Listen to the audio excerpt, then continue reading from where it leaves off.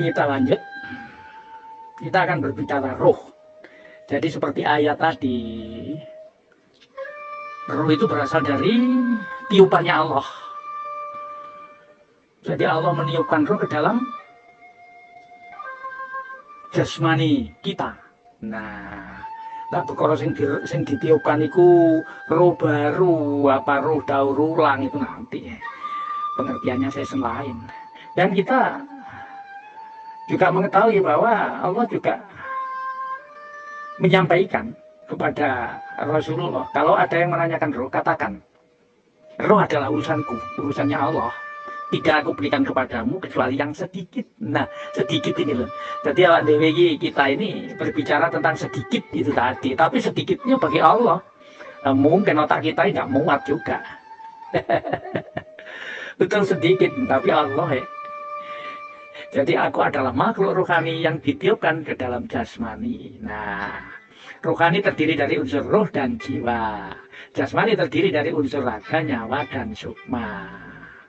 Nah, menyatunya dua unit rohani dan jasmani budaya Jawa kumpulnya dulur papat limo pancer.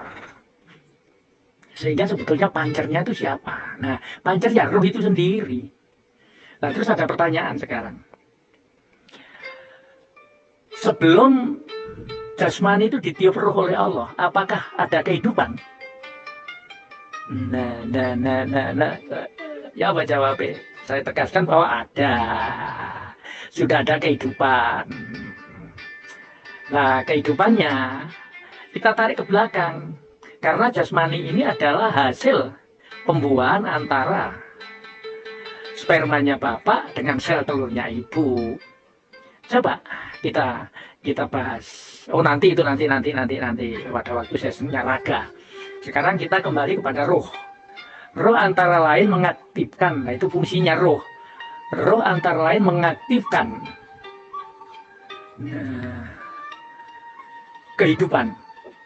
Jadi fungsi roh antara lain mengaktifkan kehidupan. Artinya sebelum roh ditiupkan sudah ada kehidupan. Seperti tadi saya singgung. Karena apa? Karena jasmani kita hasil daripada pembuahan kumpulnya bapak karo mbok. Nah itu. Kalau sperma itu tidak hidup, ya tidak jadi. Sperma hidup, tapi sel telur tidak hidup, ya tidak jadi. Nah berarti ada kehidupan. Namun bedanya sebelum ditiup roh, kehidupan itu tidak aktif. Setelah ditiup dengan roh, kehidupan menjadi aktif. Bingung. Nah, saya ambil contoh aja lah. Ketika kita mau nanam jagung, kita butuh bibit dan kita butuh tanah untuk diolah. Sawah itu. Nah, setelah pengolahan tanah selesai, bibit itu, lah bibit jagung lah, penak lah. Ketika masih dibungkus dengan plastik yang baru kita beli dari toko, ada bibit itu hidup apa enggak? Ya jelas hidup. Berkonek hidup lah, apa ditandur mati golan. Nah, jadi di dalam bibit jagung itu sudah ada kehidupan. Tapi hidupnya itu pasif. Maksudnya, meskipun diletakkan di dalam plastik dibungkus itu beberapa hari sampai bulan, dia tetap begitu-begitu saja. Karena pasif, tapi hidup.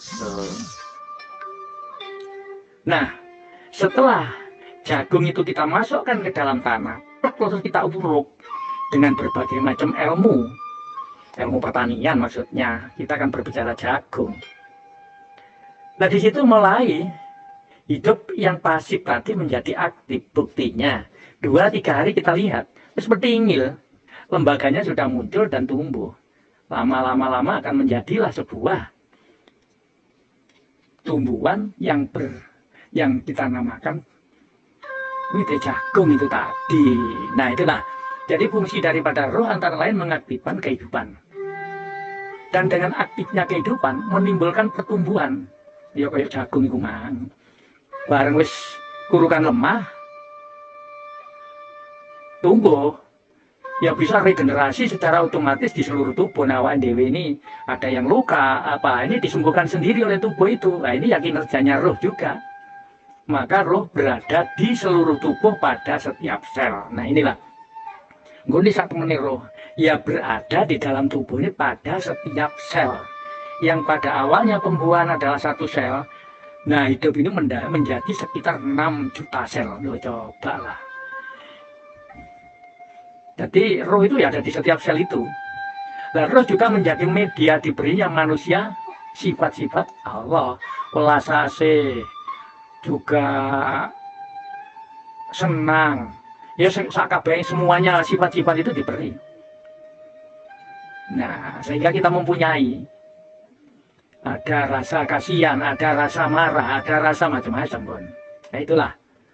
Nah, itu ya semua oleh Allah yang ditiup itu tadi. Berarti peniupannya itu boleh kita anggap suatu program yang diisikan kepada dalam tubuh kita. Sehingga roh adalah sebetulnya diri kita. Jadi kita itu sebetulnya ya roh itu. Sehingga diberi nama. Umpamanya Mbah Kasim, Mbah Santoso. Nah, setelah diberi nama, ketika saya nanti pulang ke Rahmatullah, Mbah Kasim nanti setelah meninggal, ya namanya masih teringat di bawah. Namun julukannya sudah almarhum.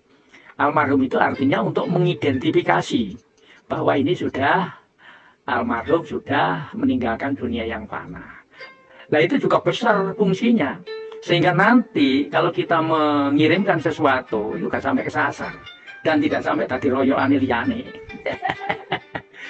Jadi roh adalah sebetulnya diri kita. Jadi kita sing diarani oleh teman-teman kejawen menungso sejati itu sebetulnya ya roh ini. Sebab ini yang identik diri kita. Nah, dalam budaya Jawa disebut pancer. Makanya dulur papat, limo pancer. Jadi yang lain itu adalah saudara. Saudaranya siapa? Saudaranya roh.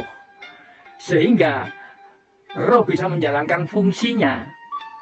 Tuh, fungsi roh seperti saya sebutkan tadi. Oke, minum dulu.